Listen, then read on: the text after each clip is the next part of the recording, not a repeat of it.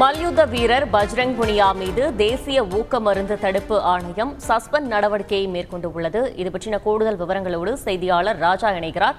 ராஜா, வணக்கம். இந்த நடவடிக்கைக்கான காரணம் என்ன? முழு விவரத்தையும் பதிவு செய்யுங்கள்.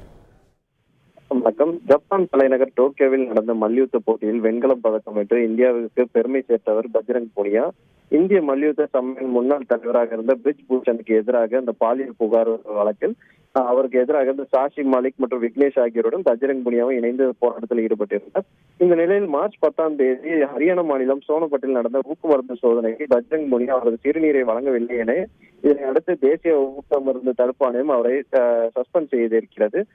சஸ்பெண்ட் காரணமாக பஜ்ரங் புனியா பாரிஸில் நடைபெற உள்ள இந்த ஒலிம்பிக் போட்டியில் பங்கேற்பதில் அவர்கள் சிக்கல் ஏற்படுத்தலாம் என கூறப்படுகிறது. பஜ்ரங் புனியா தனது சமூக வலைதளம் பக்கத்தில் இது குறித்து ஒரு விளக்கத்தை அளித்திருக்கிறார். ஊக்க மருந்து சோதனைக்கு என்னை பற்றி வரும் செய்திகள் குறித்து தெளிவுபடுத்த வேண்டுகிறேன்.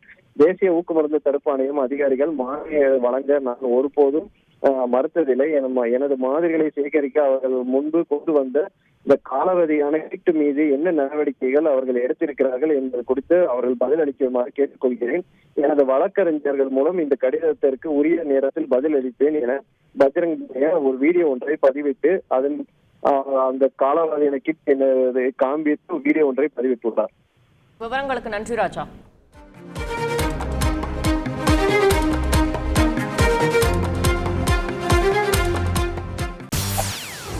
செய்திகளை உடனுக்குடன் தெரிந்து கொள்ள உடனே சப்ஸ்கிரைப் பண்ணுங்க.